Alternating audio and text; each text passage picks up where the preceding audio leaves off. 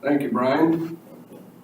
Running the computer for me today. For those of you that don't know me, which you should all know me, I'm Tyler Bonixon, and today we're going to talk about not all bovine are created equal. Now, if you don't know what bovine is cattle, cows. So, we're going to talk a little bit about Highland cattle today, a quick perspective. This could be an all-day type informational seminar if it needed to be, but we're going to talk just a little bit about some of the, perks. So, the reason I chose to do this speech is I am interested in raising this particular breed. Currently, I do not have any of these calves. Most of the calves I have now are Black Angus, Red Angus, and we have one lonely Hereford, and then I have another calf that's kind of a funny yellow color with a white face. Not sure who she is, but she's cute, so we bought her. Raising those up currently right now. So, I'm sure you've all seen your steak hamburger walking around the field, right? I mean, that's what they look like before they end up on your dinner plate. So, I wanted to talk a little bit about those today because in regards to, when we talk about beef, there's a lot of differences out there. And what we're going to talk about today is a little bit of the history, the nutritional facts, which I find extremely interesting, and why I would choose to raise this particular breed of cattle. So, if you're interested in what a Highland calf looks like, that's what they look like. Here's a cow, here's a cow, here's a calf. Now, the difference, if you want to know, a bull has testicles remaining, okay? They're used to breed. A steer is a bull with his testicles removed. A heifer is basically a girl cow that has not been bred or has not produced an offspring. And then you have a cow which has produced offspring. So, I'm going to talk a little bit about the origination of how these guys came to be. So, earliest recorded breed, and from the reading I've done, the research, the earliest recorded breed was anywhere from 1885 to 1884, somewhere in there. But archaeological evidence dates back to the 6th century, with the earliest recorded or written down information as far back as the 12th century. As far as we know, this is the oldest breed in the world.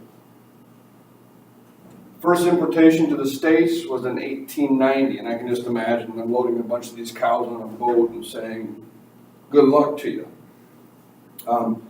They're considered Scottish Highlanders. That's where they originated from, was out of the hills of Scotland.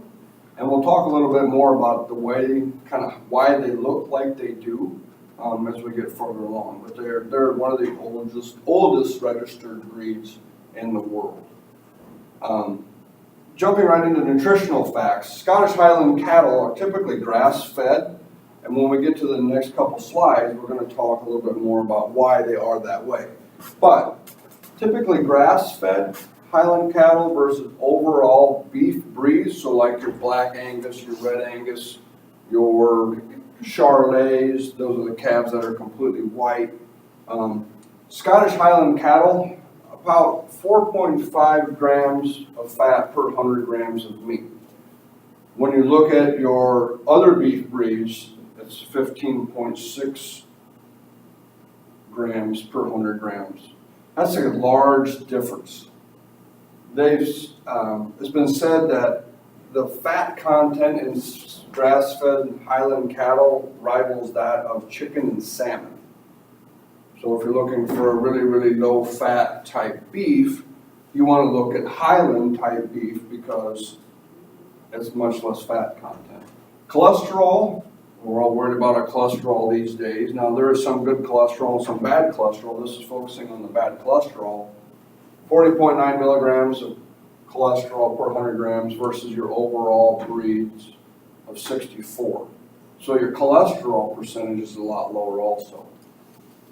For those of you that pay attention to your proteins, 20.7 grams of protein per 100 grams of meat versus 18.6. You're actually getting more protein out of the Highland cattle beef than you are your other overall beef breeds. And then iron, they told it as it's got more iron. We're at 0.1 milligrams versus our other beef breeds. So this is taking into account all the other beef breeds that you see. So when you drive down the road and you see black cows with no horns, short hair, your commercial type production breeds, this is what this means here. This is the Scottish Highlanders just themselves. So overall, they have a 38% lower fat content. And a lot of that comes from their grass-fed. Grass-fed beef takes a lot longer time to grow. Whereas your other beef breeds, such as commercial breeds, like what I have now, is we just pour the corn to them. I mean, we pour the corn to them, we want to fatten them up, we want to sell them. Well, when you do that, you end up, making these calves grow really, really fast, with not a lot of walking. Therefore, you end up with more fat content in your meat versus your Highlands, more your grass-fed. They're designed for the hills, so they're constantly going up and down hills is what they're designed for, and the grass-fed style doesn't have as much protein in it. So therefore it makes the meat, takes it longer to marble, takes it longer for the calves to grow, and there's a lot more muscle involved in the meat. So it's kind of neat to see the difference there as far as what these calves have to offer.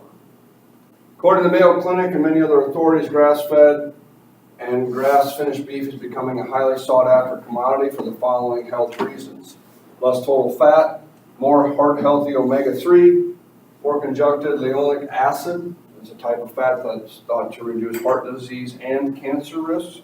And I find that interesting because, we talk about, getting away from the red meat because it has such high cancer risks, colon cancer, things like that. Well, here you have a particular line of beef that is supposed to help with some of that stuff. Got more antioxidants, vitamins, such as vitamin E. So just that in itself right there proves this beef to actually be quite healthy. Again, rivaling that nutritional facts of, say, chicken and salmon. So if you like to eat beef, but you don't want the fat content, this is kind of a way to look at maybe if I can find something like this, I get the best of both worlds.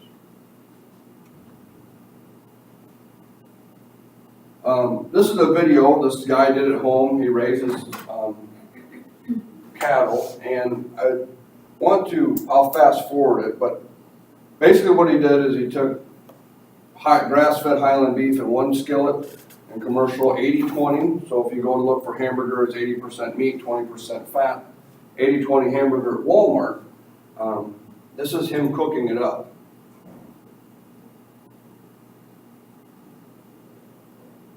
Off here, we have a side-by-side comparison of two frying pans. Scottish Highland beef here, non-Scottish Highland beef here. You can see the flux of fat that we have in the non-Scottish Highland beef as compared to a little bit more red here in the meat. So we got a little bit more meat associated with the Highland beef than you do fat content with your commercial breed. So he's going to break it up. There's your Highland beef. You start to see the grease come out. And what I find interesting about this, at the end, once he does you can also start to see the grease. He pours out the grease of the two, and we'll get to that, I'll show you that. But I wanted to see, as this thing is cooking, there's a lot less grease involved with the Highland beef than the commercial Again, Scottish Highland beef is cooking much. Let's see here. Okay, so there's his grease from the Highland, the grass-fed. It barely registers. Maybe like a tablespoon of grease. When he goes to pour out the commercial stuff. Now we've got our conventional 80-20 beef here from the store.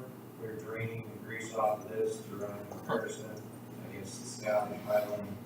He ends up getting a quarter cup of grease out of the same weight of meat off the commercial bread or the commercial beef production. So again, if you're looking for something that's more nutritional, this is kind of the route that you want to start looking for. Grease coming out.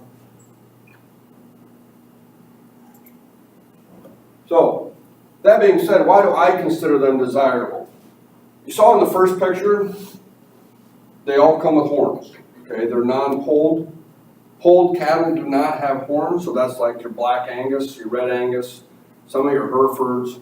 You know, they breed them with specific types of bulls that are non-polled. They don't have, or they're polled, which means they don't have horns. So, but the thing that makes these guys unique is their foraging ability. So in the winters, they'll actually take their horns and they'll dig through the snow and they'll be able to eat and find things to eat on.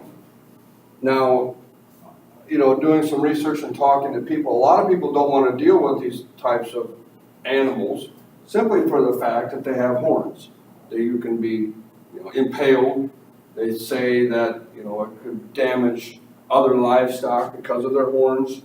A couple of places I was reading and a couple of the videos I was watching, one of the guys has said that Highland cattle know exactly where their points are on their horns. So they never hit anything by mistake. It's always intended.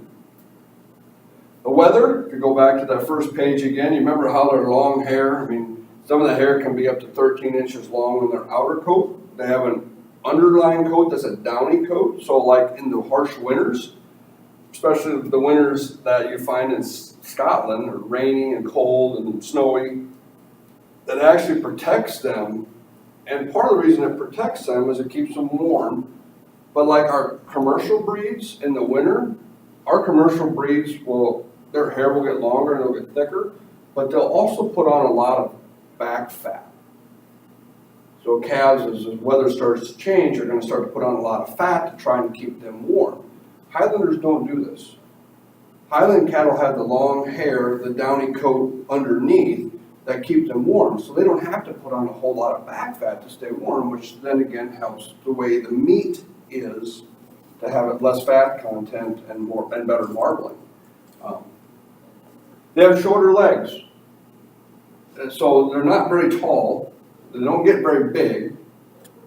But the nice thing about shorter legs is that they're climbing up and down hills all the time. You don't have near as many hoof problems or leg problems. I have a couple Angus cross heifers that are quite tall, with really long legs on them. They wouldn't do well in the hilly type environment just because they have run the risk of breaking a leg. Calf breaks a leg, you're probably going to have to put it down because at this point the calf's not going to be able to walk, not going to be able to be bred. At that point, it's just pretty much wasted meat. You're out a whole bunch of money and you're out a cow or a calf. They have wonderful mothering instincts, which means that they don't abandon their calves. The commercial breeds tend to abandon calves, I would say regularly, but more often, where when they drop the calf, when they gave birth, they'll just abandon the calf. They either don't want it, they'll walk away from it, they'll kick it. So you got this brand new baby calf, and you'll have commercial mothers that will walk away from that calf, or that calf's abandoned. So at that point, you end up with a bottle calf, or you try to get it, you know, to find an adopted mother to save that calf. Otherwise, you're out that calf. These guys, they don't do that. They have phenomenal mothering instincts, so you don't end up with a whole lot of abandoned calves. Slow maturing premium beef, again, going back to that grass-fed, not putting on a lot of back fat, you end up with that nice, slow, marbled type meat. That being said, it takes a lot longer to get a calf fattened up for market. It takes them a while to grow because, again, we're not putting a whole bunch of corn and these high protein, high fat content feeds towards them. They're going off of straight grass. Docile temperament. Watching some videos, I found it quite interesting that the guys that raise Highlands absolutely love them. The people that don't understand them actually would call them slow or retarded. Because like they don't listen, they're terrible, they don't pay attention. Well, a lot of that comes back to temperament. You know, this would be the kind of calves that if you had children, or maybe you were an older farmer, or you just like spending time with them. This is a type of, you know, breed that you would want to look for because of their temperament. You know, they don't get angry unless they're provoked. And typically when they're provoked is because you're messing with one of their kids. then they'll turn on you. But if you're not, you can walk out in the pasture with them, you can hang out with them. They'll protect their calves at their own life, which is phenomenal. And then longevity. That's, I think, a lot of why this breed is interesting. They can live into their early 20s. And it's not like dog years. This is 20-year-old cow. Well, they can calve into their late teens. So if you got an 18-year-old calf or an 18-year-old cow, she may have given you 12, 13, 14 calves over the years. Where your commercial breeds, you don't necessarily are going to get maybe that many calves out of your cow. The longevity just isn't there. So in conclusion, you always got to put some pictures of babies out there because, you know, when you're having a bad day, there's nothing better than to go look at some, you know, cute little pictures of cows. So.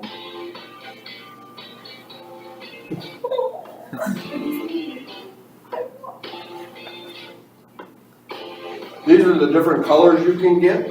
The standard is the tan, but you can get black, you can get golden, you can get whites, they call them silvers, kind of like that.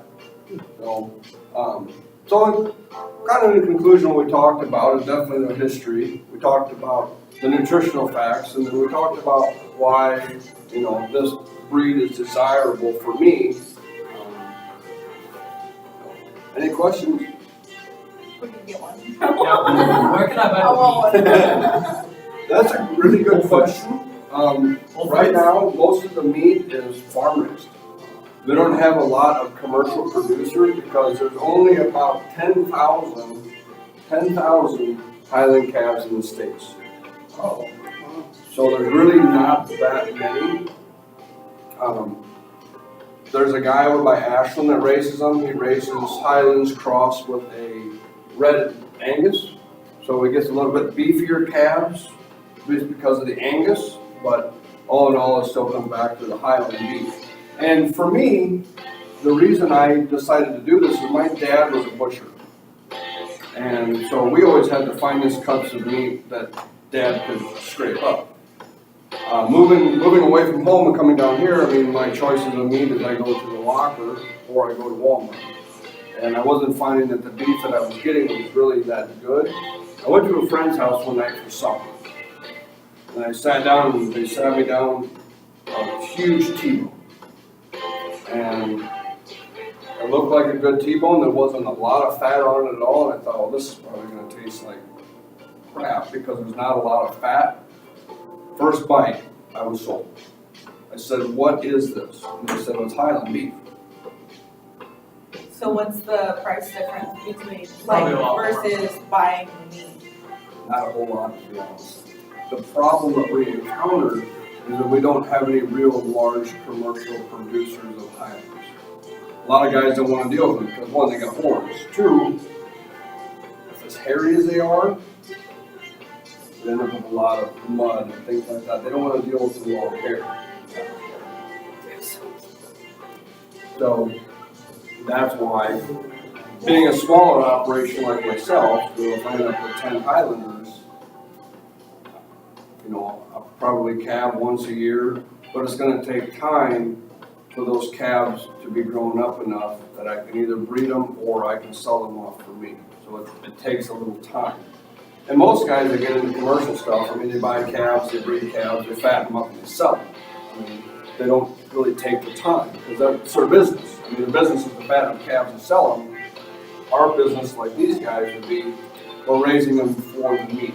We want that good quality meat. We're interested in the fine cuts of meat and how meat tastes, not so much in the money endeavor.